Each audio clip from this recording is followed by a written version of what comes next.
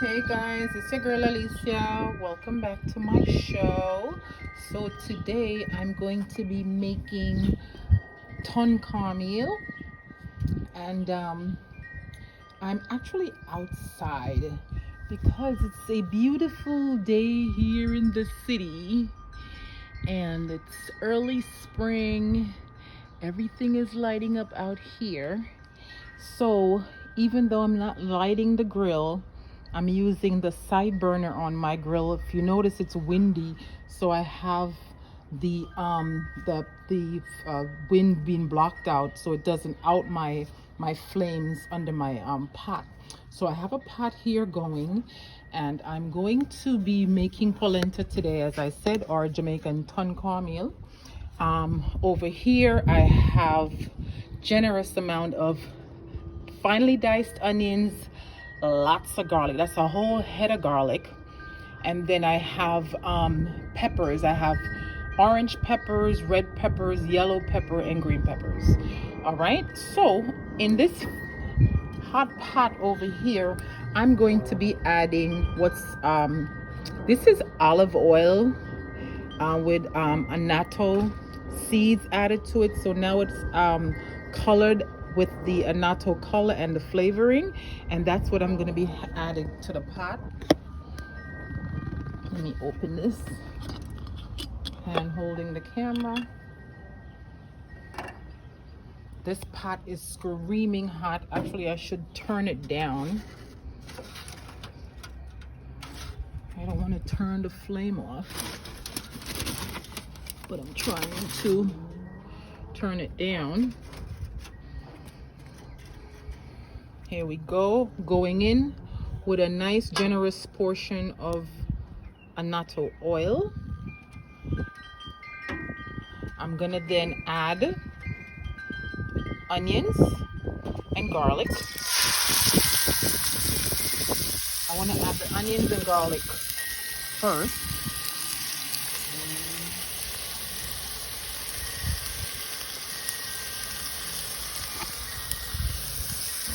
Let that cook.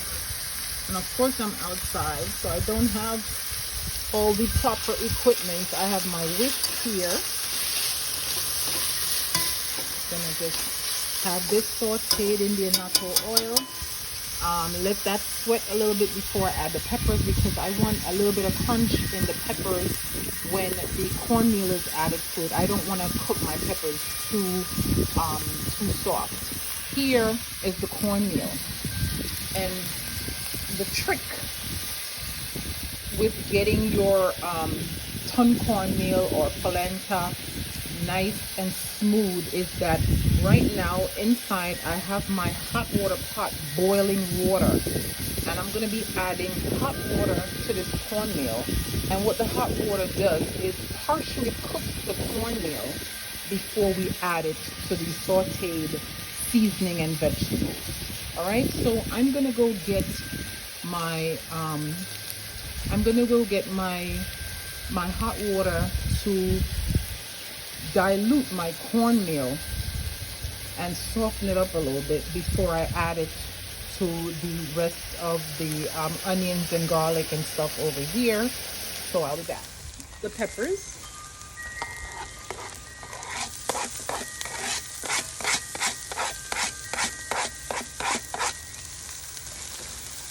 Let that start to cook. I'm going to be adding a generous portion of hot water, boiling hot water, to the cornmeal.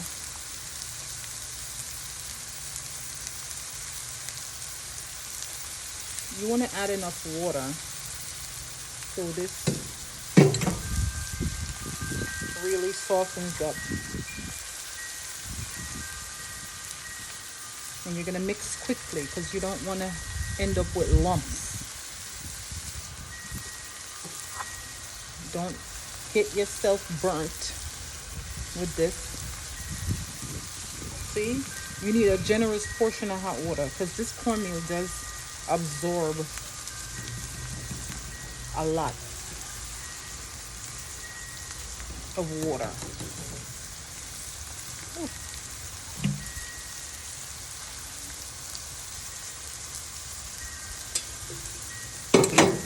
gonna mix this in. Dissolve this hot water in.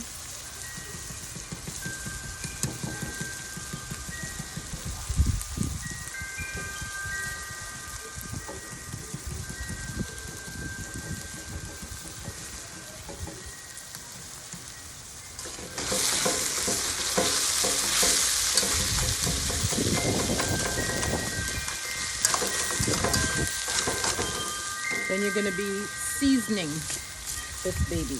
I have the pink Himalayan pink salt. I do this so I can gauge the amount of salt that I'm putting in instead of just grinding salt in. You see, when I do it like this, I could see the amount of salt. I need twice that because the Himalayan pink salt is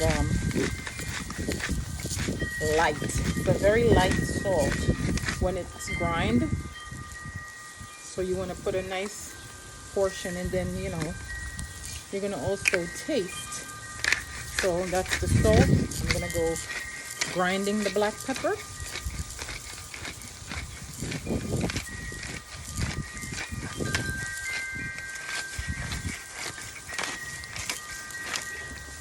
There we go. And we grind it in the lid so I can gauge the amount of pepper that I'm putting in. That goes there. Then I'm gonna go in with my adobo. Generous helping. And my cayenne pepper.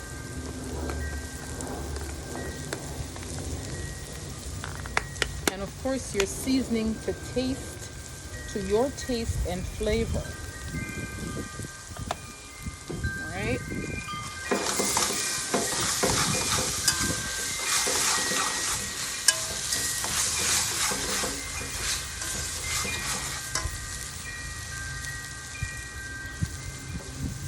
I'm also, from my backyard, fresh herbs that I'm going to be cutting in.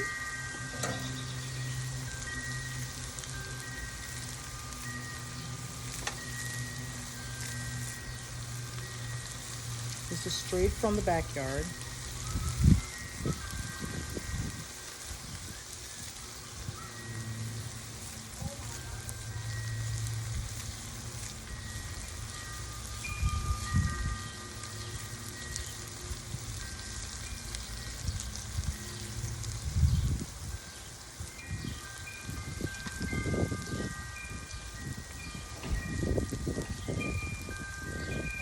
All of that goes in. I'm just gonna have that cook a bit. I'm gonna have that cook a bit, and I'm gonna go get more water. I'm gonna add water to this, then I'll add. Okay, guys, so we're back, and since I left, I did a couple of different things, and I did them off camera. So I just want to catch up with you what I did. So I had to get a bigger container for the amount of cornmeal that I had. I had to go boil a whole nother pot of hot water because I wanted, oops, I just dropped something in here.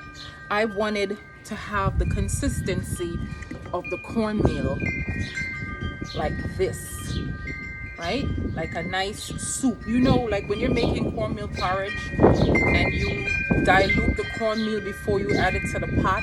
This is how I want it, all right, to be added to our pot. I add some other stuff over here as well. I'm going to turn the camera around. So in the pot, I did add the water. Last time before I left, what I added was fresh chives from my garden. I did add some fresh thyme. So fresh thyme, fresh chives, and I add fresh coconut milk. So I'm gonna show you, it's been boiling, and you see that annatto oil sitting on top, all right? So coconut milk, fresh chive, and fresh thyme. And I did add some more salt and pepper to taste because this liquid have all your flavor, so you want to make sure that it's tasty. And I did add a nice chunk of butter. What we're gonna do now is add the cornmeal slurry to the pot. And remember, this is kind of warm, so be careful. Whoa.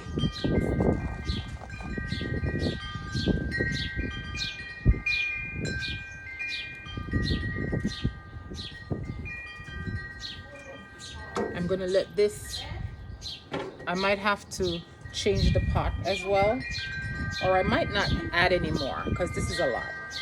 All right, so what you're gonna do is just let this boil and thicken on medium heat. All right, you want this cornmeal to cook. You don't want like a coarse cornmeal. It needs to be nice and refined. So here it is. I'm gonna just cover this and allow it to cook.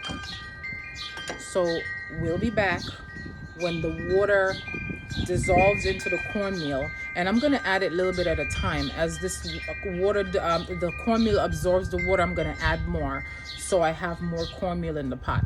All right, so I'll be back. So we've been simmering on medium heat for about 20 minutes. See how nice and thick it's getting.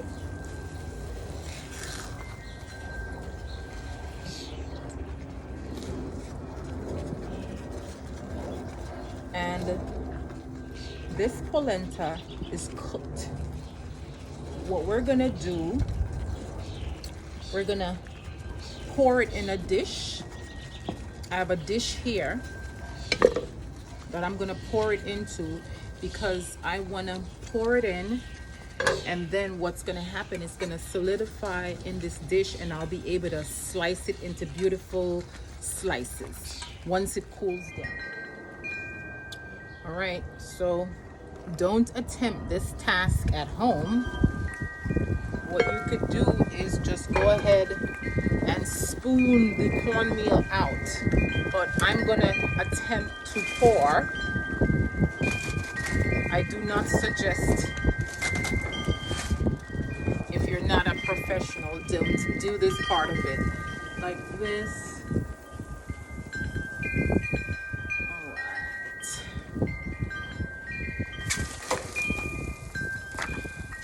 All right. I'm pouring this into a nice shallow dish like so. So that one is going to be cut in squares, and then this one, I want to cut this one into triangular pieces. So I'm going to put it in a round bowl, and then it's going to take the shape of the bottom of the bowl. See, this is why I'm suggesting that what you do is scoop it instead of trying to pour. So no casualties here. I am able to just scoop it out, and you're just gonna have this sit, and it's gonna set up into where you can cut it into nice firm squares. Not squares, and triangles is what we're going to be cutting these into. So that's that.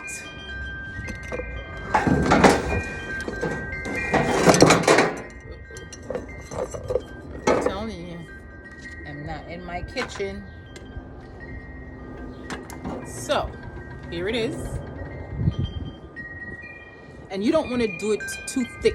You want it thin, so it cool down and solidify nicely. So you can cut it into squares, rectangle, triangular shape. If you want to cut it into triangular shapes, because it's beautiful when it's cut, you do it in a round bowl. If you want nice squares, you do it in a rectangular or a square shallow plate. So that's it, guys.